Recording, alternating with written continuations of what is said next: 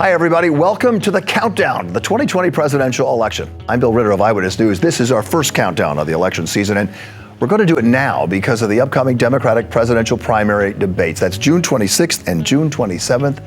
23 candidates in this race. A couple won't qualify for the first debate, and several of the candidates you would call unknowns. Many of them you'd even say have no chance of becoming president. But before you do that, I draw your attention to what happened here in New York City 4 years ago this month at a place called Trump Tower in Midtown Manhattan, a place that now has Secret Service security operations 24/7. 4 years ago, when Donald Trump and his wife Melania, to the Donald Trump reaction of so many Americans, proclaimed his candidacy for the Republican nomination for president.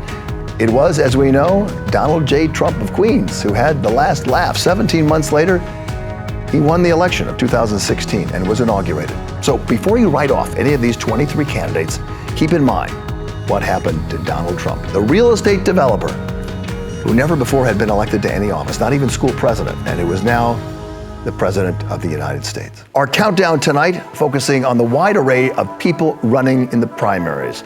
More people over 65 in this race, more women, more ethnic minorities than ever before, and more young people as well. Of the 23 Democratic Party candidates, 20 have qualified for debate number one over 2 nights in Miami. Anyway, there's a complicated qualifying formula that I will not go into that involves both polling numbers and money raised. The assumption being there has to be some semblance of popularity, either in the polls or with the amount of money raised to allow a candidate to get in on the debates. And yes, I know that polls, especially this early, mean very little. But the Democratic National Committee has used this criteria to determine which candidates actually get to be in the debate, including the 3 candidates from our area. Senator Cory Booker from New Jersey, Senator Kirsten Gillibrand from New York, and New York Mayor Bill de Blasio.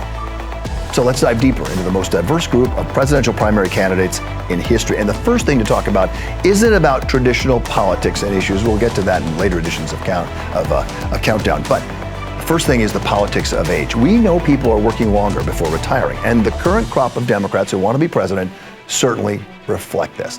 Consider this. More than 1 out of 4 candidates of the would-be candidates are over the age of 65. Bernie Sanders, the senator from Vermont, he's 77.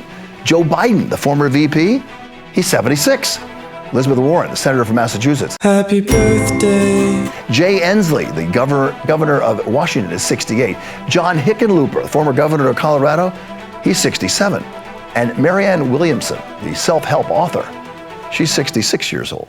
Republicans have 2 candidates. Both of them are over 65. In fact, both are over 70. Incumbent Donald Trump, he's 72. And William Weld, former governor of Massachusetts, he's 73. Democrats under the age of 40, there are 3 of them. Eric Swalwell, congressman from California, he's 38.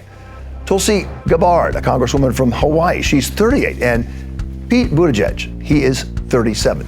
Remember how to pronounce that name because he's going to be around for a while. Talk about a generation gap. This is a 2-generation gap. 37, the youngest, 77, the oldest. 40-year difference between the youngest and oldest. There's one more important demographic. In fact, maybe it's the most important. 6 women are running for the Democratic nomination. We've already mentioned Senator Warren, Ms. Williamson, Senator Kirsten Gillibrand, Congresswoman Gabbard.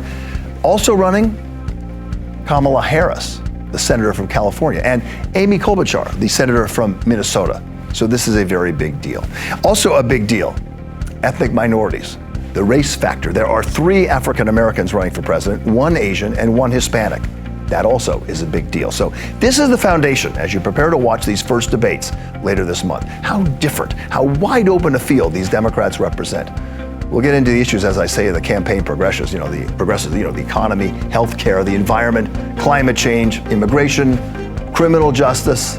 Those are likely the big picture topics, all very important, of course. But we're also going to have to talk about Donald Trump as well, because if you're a Trump supporter, during these debates for Democratic candidates, there will be no candidate in these debates that will say much of anything positive about the president. If you're a staunch critic of the president's, well, these candidates will be likely right up your alley.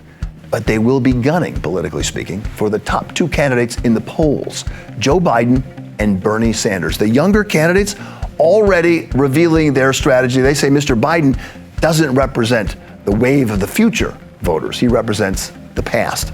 But many Democrats may be more interested in someone who can beat President Trump and who can take the farthest left position on issues. So look for that as well, because there will be those who argue both those points during this debate.